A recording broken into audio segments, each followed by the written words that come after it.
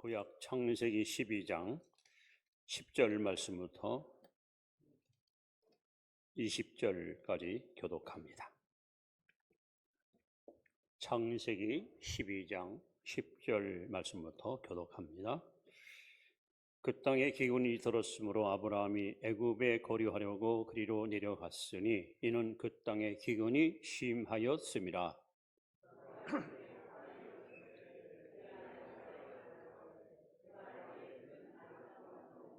애굽 사람이 그대를 볼 때에 이르기를 이는 그의 아내라 하여 나는 죽이고 그대는 살리리니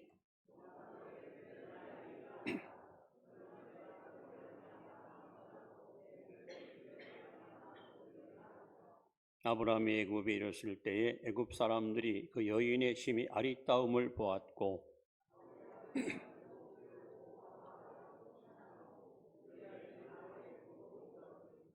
이에 바로가 그로 말미암아 아브라함을 후대함으로 아브라함이 양과 소와 노비와 암수 나귀와 낙타를 얻었더라.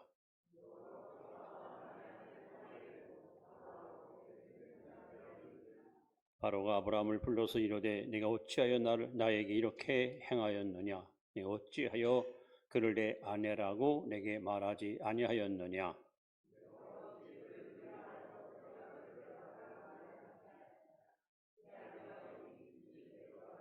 같이 봅니다. 바로가 사람들에게 그의 일을 명하매 그들이 그와 함께 그의 아내와 그의 모든 소유를 보내었더라. 아멘. 하나 더 합니다. 아무리 입맛이 좋아도 도유는 먹지 맙시다.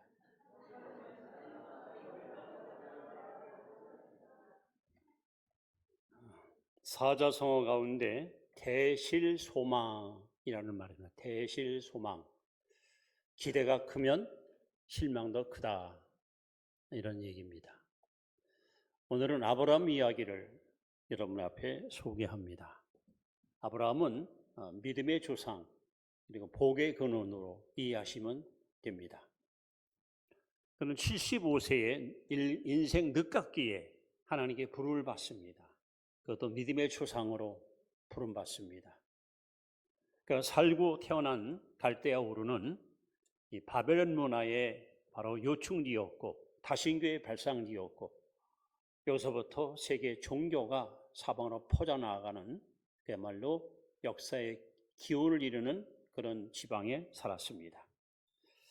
영광의 하나님께서 어느 날 갑자기 우상 숭배자였던 아브라함을 찾아와서 그에게 놀라운 말씀을 선포하십니다. 아브라함아, 내 본토 친척 아비 집을 떠나 내가 네게 지시할 땅으로 가라. 내가 너로 큰 민족을 이루고 내가 네게 복을 주어 너를 창대케 하리니 너는 복의 근원이 될지라. 너를 축복하는 자에게 내가 너를 복 줄 것이며 너를 저주하는 자에게는 너는 반드시 저주를 줄 것이다. 하나님께서 뜻밖의 허물 많은 아브라함을 찾아오셔서 놀라운 약속을 그에게 선포하십니다. 오늘 본문은 그렇게 써 있습니다. 아브라함이 하란을 떠날 때 75세였더라. 여러분 75세면 은퇴할 나이지 이민 가서 새로운 삶을 시도할 만큼 그런 비전과 희망을 품을 나이는 결코 아닙니다. 아브라함은 큰 기대를 가지고 희망을 가지고 그래 내 인생 한번 멋지게 하나님 뜻대로 살아보자. 미지의 나라에 가서 내 꿈을 마음껏 펼쳐봐라. 그런 기대와 희망을 가지고 1500km 되는 큰 먼 여정길을 가족들을 데리고 양떼를 몰고 그렇게 이주해서 오늘 창세기 12장 5절에 보시면 마침내 가나안 땅에 들어갔더라. 마침내 그냥 우여곡절 속에 그 먼 거리를 거쳐서 가족과 함께 약속의 땅에 아브라함이 들어갔습니다. 하나님은 또다시 그에게 나타나셨습니다. 나타나셔서 아브라함에게 말씀합니다. 7절 말씀. 여호와께서 아브라함에게 나타나 이르시되 내가 이 땅을 내 자손에게 주리라.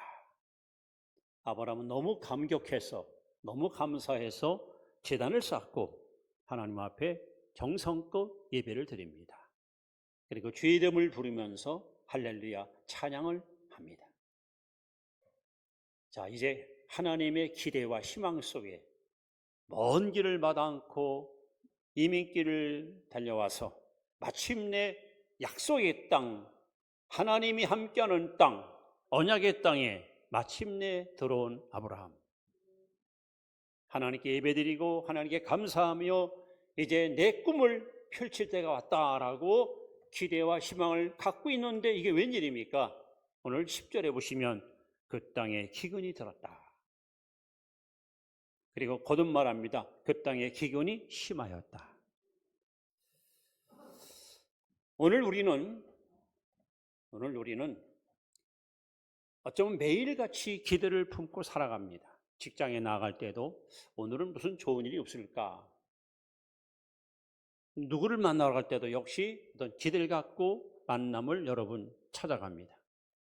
사업을 하는 것도 그렇고 교회 오는 것도 그렇고 뭔가 희망을 가지고 시도했는데 결과적으로다가는 오히려 기대가 무너지고 좌절과 낙심을 맛볼 때가 얼마나 우린 많았습니까?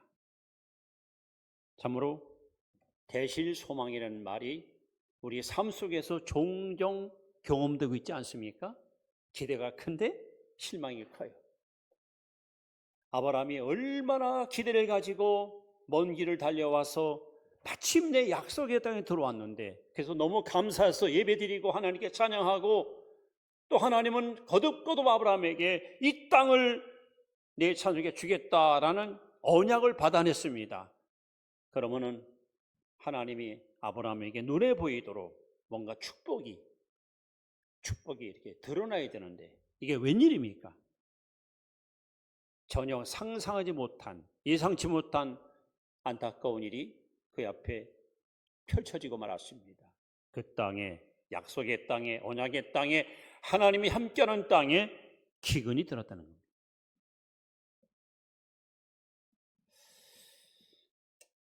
여러분, 예수님께서 요한복음 16장 33절에 오늘 우리에게 말씀합니다. 세상에는 너희가 환난을 당하나 담대하라.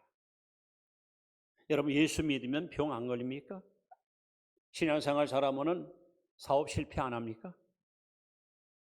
정말 신앙생활 열심히 하면은 모든 것이 잘 풀리고 형통합니까?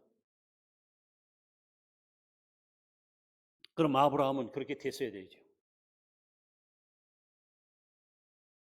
하나님의 말씀을 듣고 음성을 따라 약속의 땅에 왔으면 이제까지 살았던 인생보다 훨씬 더 행복하고 훨씬 더 보람 있는 삶이 펼쳐져야 되는데 아브라함에게 찾아온 것은 극심한 기근이었습니다. 왜 하나님은 종종 우리에게 예상치 않은 이러한 기근을 우리에게 허용하실까요? 이는 어찌 보면 여러분 하나님의 테스트, 하나님의 시험입니다. 내 믿음이 과연 얼마짜리 믿음인지, 내 신앙에 과연 합당한 신앙인지 하나님은 저와 여러분들의 신앙을 어찌 보면 시험하는 겁니다. 자, 그런데 오늘 본문에 보시면 아브라함은 마침내 약속의 땅에 왔고 그리고 하나님 앞에 예배를 드리고 하나님 음성을 또 들었고 그래서 너무 행복해서 찬양하고 기뻐했는데 흉년이 오자 기근이 오자마자 아브라함은 어떤 행동을 취합니까? 본문 이야기는 아브라함의 성공 이야기 아니라 실패 이야기입니다. 오늘 우리는 이 아브라함의 실패 이야기를 타산지석을 삼아야 돼요. 아, 이렇게 살면 예수 믿어도 이렇게 살면 신앙생활 잘해도 실패할 수 있구나. 아브라함이 실패한 이야기입니다. 왜 실패했을까요? 아브라함이 실패한 첫 번째 이유입니다. 10절을 우리 다시 한번 같이 읽습니다. 시작. 그 땅에 기근이 들었으므로 아브라함이 애굽에 거류하려고 그리로 내려갔으니 이는 그 땅에 기근이 심하였습니다. 아브라함은 기근을 만날 때 어떤 행동을 시도합니까? 도피합니다. 한마디로 도망갑니다. 삶의 현장에서 떠나버립니다. 야, 여기다가 우리 가족 굶어 죽는다. 그때 여러분 아브라함은 목축업을 했어요. 목축. 양들을 많이 여러분 거느렸거든요. 그런데 여러분 비가 안 와요. 풀이 다 여러분 다 타 죽어요. 그러니 어떻게 양들을 키웁니까? 그래서 아브라함이 선택한 첫 번째 실수는 바로 도피하는 도피. 사실 여러분 기근을 만나기 전 아브라함의 모습을 성경을 찾아보면 어쩌면 저 100점짜리 신자였습니다. 자, 12장 4절에 보면 이에 아브라함이 여호와의 말씀을 따라갔고, 기근 만나기 전에 아브라함은 뭘 따라갔다? 하나님 말씀을 따라갔어요. 내 인생을 이제부터 내 경험이나 내 노하우나 내 실력이 아니라 하나님 말씀에다가 내 인생을 한번 걸어보겠다. 그리고 하나님 말씀을 쫓아갔다는 거지. 얼마나 멋집니까? 시편 119편 105절에 주의 말씀은 내 발의 등이요 내 길의 빛이니이다. 말씀을 따라 살면 여러분 절대 우리는 실패하지 않습니다. 절대 우리는 실수하지 않습니다. 말씀을 떠나니까 문제가 생기죠. 어디 그뿐입니까? 마침내 가나안 땅에 들어왔지요. 자, 7절에 보시면 아브라함이 가나안에 들어오자마자 하나님이 또 찾아오셨습니다. 고향에서 만났던 하나님이 또 오셔서 아브라함에게 말씀합니다. 내가 이 땅을 네 자손에게 주리라. 아브라함은요, 아이고 하나님 감사합니다. 감사합니다. 그래서 자기의 나타나신 여호와께 단을 쌓고 주의 이름을 부르면서 예배를 드립니다. 자, 이렇게 기근을 만나기 전에 아브라함의 신앙은 나무랄 데가 없습니다. 우리가 본받고 싶을 만큼 참 성실한 신앙의 사람이었습니다. 그런데 이게 웬일입니까? 그 약속의 땅에 기근이 왔습니다. 심한 기근이 왔습니다. 오늘 여러분의 사업체, 여러분 가정, 심지어 여러분의 영적 생활 속에도 기근이 올 수 있습니다. 하나님은 지금도 여러분과 저에게 말씀합니다. 잠언 3장 5절 6절에 보시면 너는 마음을 다하여 여호와를 신뢰하고 내 명철을 의지하지 말라. 너는 범사에 그를 인정하라. 그러면 내 길을 지도하시리라. 우리는 하나님을 인정해야 돼요. 하나님을 앞세워야 돼요. 하나님을 항상 따라가는 삶을 살아야 됩니다. 그런데 아브라함은 안타깝게도 약속의 땅, 하나님이 계신 곳, 비록 기근이 왔지만 여전히 하나님이 거하시는 곳 가나안 땅을 떠납니다. 삶의 현장을 이탈합니다. 다시 말하면 도피를 시도합니다. 그가 선택한 곳은 애굽이었습니다. 그리고 성경에 보시면 애굽에 거류하려고, 거류라는 말은 잠깐 머물다 이런 말이에요. 이제 기근이 끝나면 돌아오려고. 그런데 여러분 성경에 애굽은 과연 어떤 곳일까요? 놀랍게도 이사야 31장에 보면 1절 3절에 애굽을 이렇게 성경은 표현하고 있습니다. 도움을 구하러 애굽으로 내려가는 자들은 화 있을진지. 어쩌면 지금 아브라함은 도움을 구하라 하는 거예요. 살 길을 찾아간 거예요. 여기 머물면 죽는다. 여기 머물면 가족들 굶어 죽어. 그러니까 우리 가족이 사는 길이 이거밖에 없다 하고 애굽으로 가는 거예요. 그런데 성경은 말합니다. 도움을 구하러 애굽으로 가는 자에게는 화 있다는, 화 있다는. 그러면서 말씀합니다. 애굽은 사람이요 신이 아니며 그들의 말들은 육체의 영이 아니라 여호와께서 그의 손을 펴시면 돕는 자도 넘어지며 도움을 받는 자도 엎드러져서 다 함께 멸망하리라. 성경은요, 애굽은 바로 어느 곳이냐? 멸망의 장소입니다. 근데 아브라함은 안타깝게도 애굽을 가는 거예요. 애굽을. 여러분 복 있는 사람은 악의 길 쫓아가면 안 됩니다. 복 있는 사람은 죄인의 길에 서 있으면 안 됩니다. 복 있는 사람은 오만한 자리에 앉으면 안 됩니다. 근데 아브라함은 안타깝게도 도피를 시도합니다. 오늘 여러분 아브라함만 기근을 만났나요? 우리는 안 만납니까? 그리고 기근이라는 것이 얼마나 다양한 괴물처럼 우리에게 찾아옵니까? 경제력 기근만 기근입니까? 인간관계에도 기근이 올 수 있습니다. 부부 사이에 애정이 금이 가고 대화가 단절되고 불신이 쌓여서 그냥 사는 거지 사는 것도 사는 게 아닌 이런 가정들이 얼마나 많습니까? 직장에서 동료들 사이에 보이지 않는 담을 쌓고 갈등 속에 살아가는 사람들 얼마나 많습니까? 심지어 교회 안에서 같이 서로 불편하고 함께 예배드리기를 꺼려하는 이런 안타까운 일도 일어날 수 있습니다. 그런데 더 안타까운 것은 구약 아모스 8장 11절에 보시면 만군의 여호와가 이르노라 내가 이 땅에 기근을 보내리니 하나님이 기근을 보낸다는 거예요. 사람들이 먹을 양식 없어 기근이 아니며 마실 물이 없어 기갈이 아니라 여호와의 말씀을 듣지 못한 기근이라. 즉 영적 기근이 온다는 거예요. 내 심령에 기근이 찾아오면 여러분 교회는 옵니다. 예배는 드립니다. 그러나 하나님의 음성이 들리질 않아요. 기도문이 열리진 않아요. 말씀을 들어도 심령의 변화도 성장도 성숙도 여러분 기대할 수 없어요.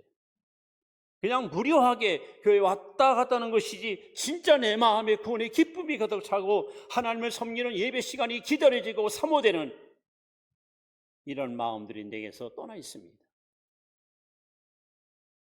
다양한 기근이 오늘 저 여러분의 행복을 무너뜨리고 희망을 꺼버리고 우리를 힘들게 하고 있습니다.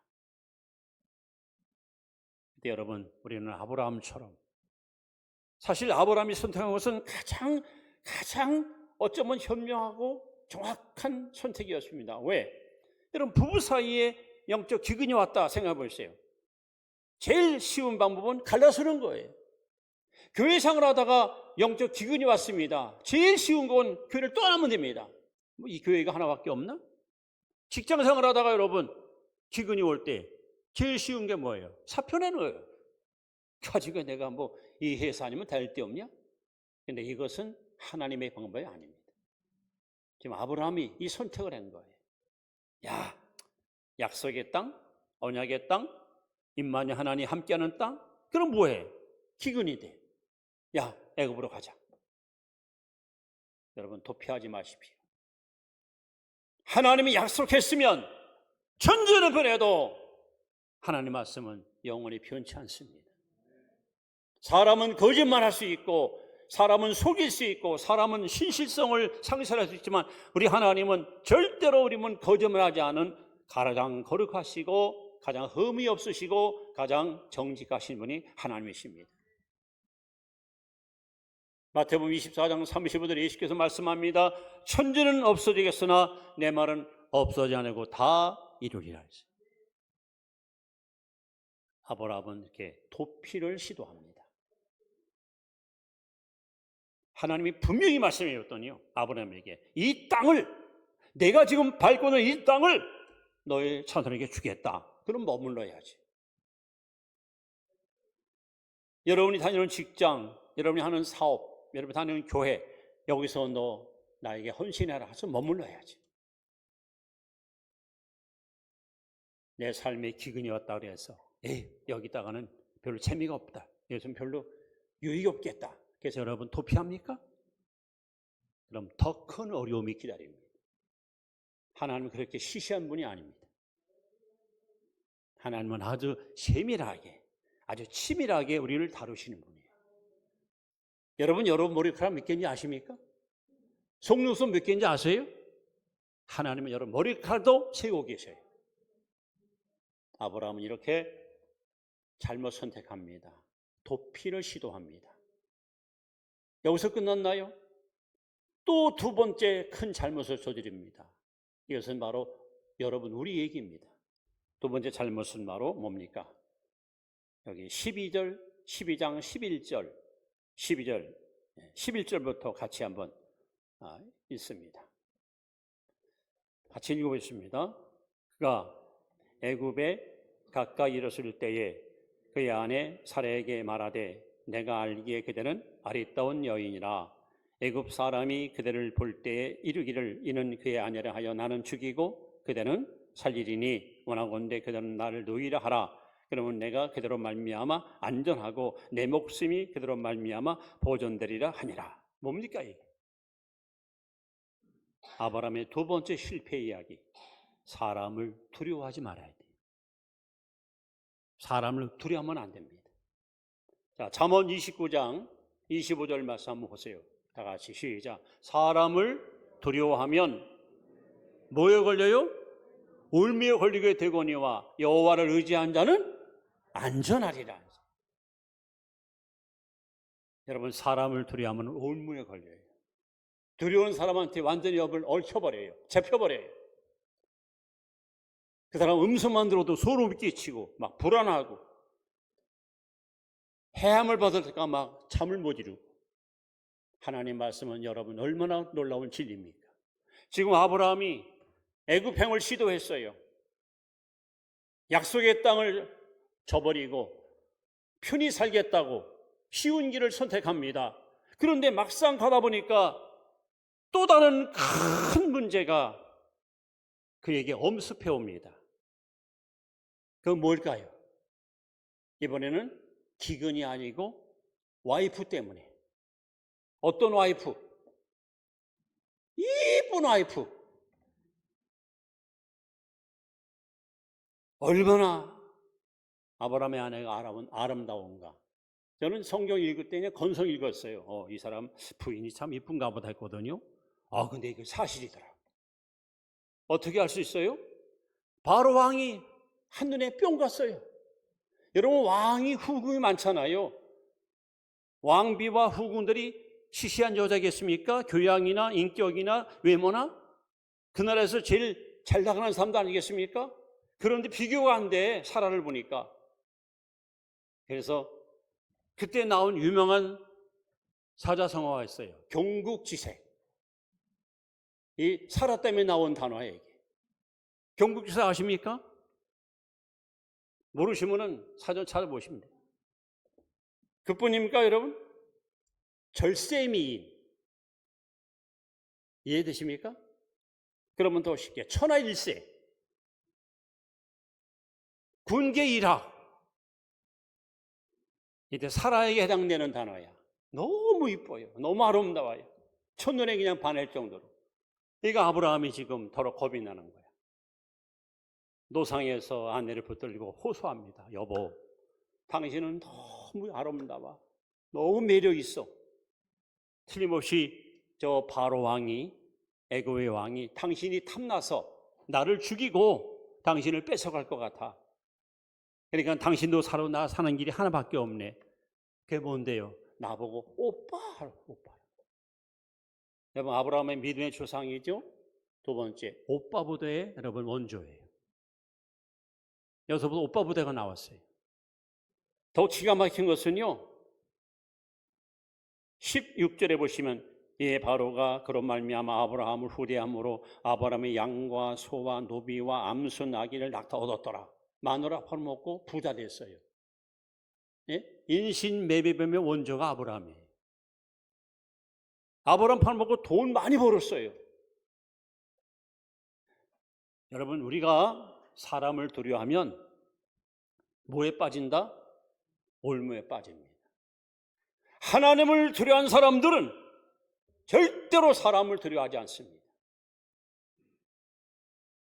결국 아브라함이 그 먼 길을 마다않고 가나안에 왔던 결정적인 요인이 뭡니까? 12장 4절에 이에 아브라함이 여호와의 말씀을 따라갔던 거예요. 말씀을 따라갈 때는 두려움이 없었어요. 겁날 것이 없었어요. 치우치지 않았어요. 흔들림이 없었습니다.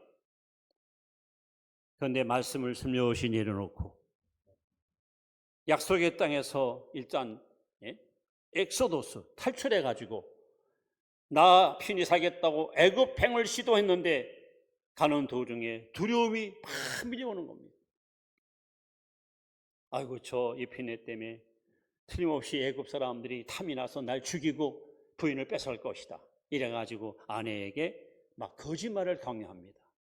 당신 나에게 이제부터는 여보하고 부르지 마라. 큰일 나. 오빠, 오빠, 오빠. 다시 해봐. 오빠, 오빠.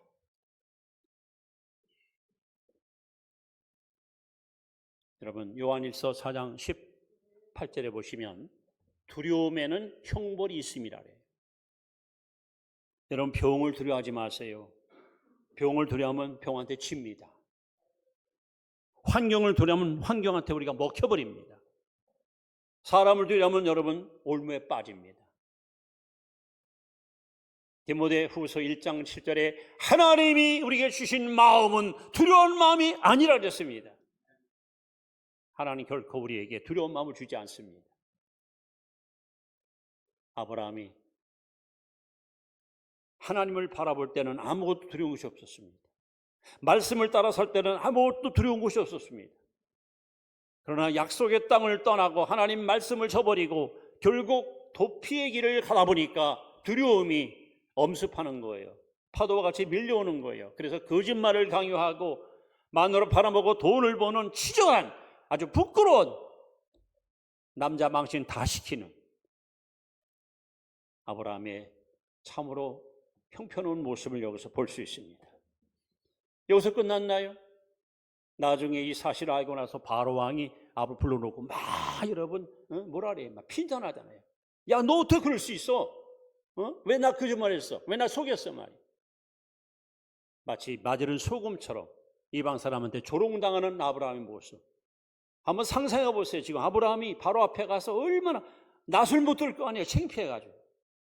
예수 믿는 사람이 이렇게 살면 되겠습니까? 떳떳하지 못하고 당당하지 못하고 양심을 속이고 살았던 결과가 이방 사람한테 멸시와 조롱과 피난을 받는 거예요. 이것이 아브라함이 애굽행 도피를 시도한 결과로 쌓은 사람에 대한 두려움 때문이었습니다. 또 한 가지 우리가 아브라함에게 배워야 될 실패의 원인이 또 하나 있습니다. 이번에는 13장 4절 말씀을 같이 읽습니다. 시작. 그가 처음으로 지단을 쌓은 곳이라. 그가 거기서 여호와 이름을 불렀더라. 이 말씀을 제가 왜 소개하냐면은 아브라함이 가나안에 오자마자 제일 먼저 한 일이 뭡니까? 제단을 쌓았어요. 하나님이 찾아오셨어요. 이 땅을 내 자네에게 주겠다 약속을 받았어요. 감사했어요. 찬양했어요. 아브라함은 가나안에 와서 제일 잘한 것이 뭐냐? 예배 드리는 거예요. 예배. 그런데 애굽으로 내려가면서 애굽에 가서 한 번도 하나님께 기도하지 않아요. 예배하지 않아요. 예배를 소홀히 했어요. 이것이 또 한 번 실패의 원인입니다. 여러분 상황이 어떻건 형편이 어떻건 우리 예수 믿는 사람들은 어느 곳에든지 어느 장소에든지 항상 하나님께 예배드리는 일에 최선을 다해야 됩니다.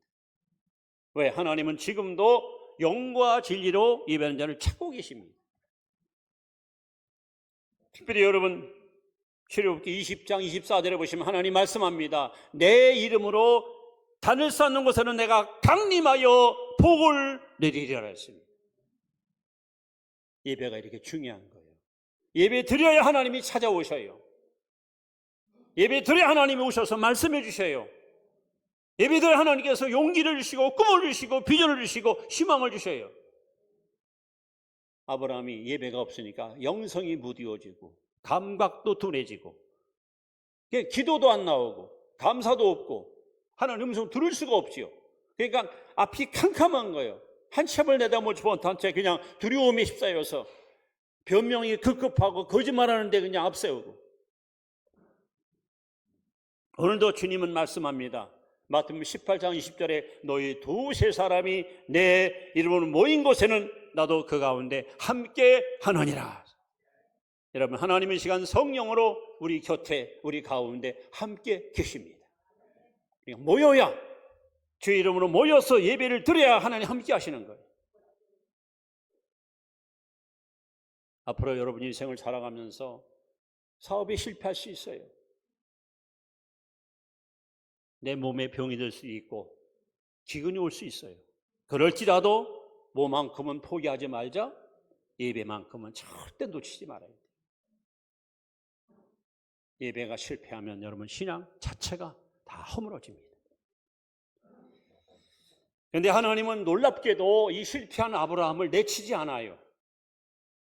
오히려 그 애굽에서 나올 때 어마무시한 거부, 그야말로 졸부가 되가 나와요.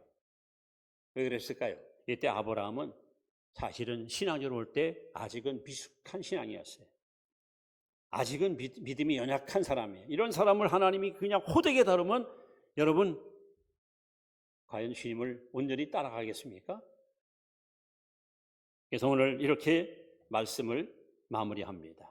여러분 고린도전서 10장 13절 말씀을 잘 여러분 읽으시면서 마음에 새기시 바랍니다. 시작. 사람이 감당할 시험 밖에는 너희가 당한 것이 없나니 오직 하나님은 미쁘사 너희가 감당하지 못할 시험 당함을 허락하지 아니하시고 시험 당할 즈음에 또한 피할 길을 내사 너희로 능히 감당하게 하시느니라. 할렐루야. 하나님 이런 분이십니다. 하나님은 우리에게 감당할 시험만 허락하십니다. 하나님 여러분은 믿음의 수준을 알아요. 어떤 시험들을 줘야 풀 줄을 알아요. 무리하게 막 어려운 것을 주고 너 풀어봐라. 그렇게 하나님은 우리를 호되게 다루시는 몰상식한 분이 아닙니다. 하나님 여러분의 이성과 여러분의 실력과 여러분 능력을 너무 잘 아셔요.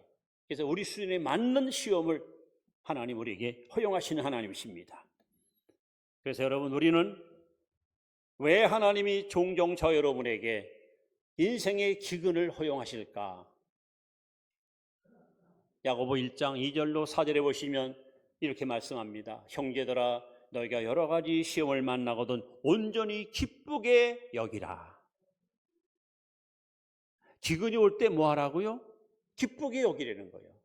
이 여기라는 말은 이 기근, 이 시련 속에는 굉장한 가치가 있다. 내가 이것을 잘 극복하면 내 믿음이 훨씬 더 튼튼하게 자라날 수 있다. 이 고비만 넘어가면 엄청난 축복 예비되어 있단 말이에요. 예, 여러분 여러 가지 시련이 올 때 기쁘게 여기세요. 그러면서 하는 말씀이 시련은 인내를 만듭니다. 그리고 야고보 1장 4절에 보면 인내를 온전히 이루라. 이는 온전하고 구비하여 조금도 부족함이 없게 하려 함이라. 어디내라도 하나님께서 부족함이 없는 온전한 사람, 성숙한 사람이 누굽니까? 인내의 사람입니다. 이거 하나님 만들려고 우리를 다루시는 거예요. 잠언 10장 3절에도 도가니는 은을, 풀무는 금을 연단하거니와 나 여호와는 마음을 연단하느니라. 오늘 아브라함의 실패 이야기를 들었습니다. 아브라함이 마침내 약속의 땅에 들어갔습니다. 하나님이 찾아오셨습니다. 이 땅을 주겠다. 감사했습니다. 예배드렸습니다. 근데 기근이 왔습니다. 오늘 우리에게도 이런 일이 있을 수 있습니다. 기대가 실망으로 바뀔 수 있습니다. 어떻게 이럴 수 있을까? 말도 안 돼. 이런 일이 일어날 수 있습니다. 그럴 때 여러분 이 말씀을 펴십시오. 아브라함처럼 도피하지 마십시오. 사람을, 환경을 두려워하지 마십시오. 예배를 소홀하지 마십시오. 그래야 우리는 실패하지 않습니다. 그래야 우리는 성공할 수 있습니다. 이길 수 있습니다. 우리는 아름다운 간증의 주인공이 될 수 있습니다. 이 땅에 여러분의 삶의 현장 속에 기근이 올 때 나는 그때 어떻게 대처할 것인가? 막막할 때마다 이 말씀을 통해서 지혜를 배우시고 여기서 여러분이 삶의 원리를 깨달아서 여러분이 선택하는 것은 절대 실수하지 않고 실패하지 않고 후회하지 않는, 그래서 아까 제가 소개했던 잠언 3장 5절 6절 말씀 다시 한번 소개합니다. 너는 마음을 다하여 여호와를 신뢰하고 내 명철을 의지하지 말라. 너는 범사의 그를 인정하라. 그러면 내 길을 지도하시리라. 기도합니다. 하나님,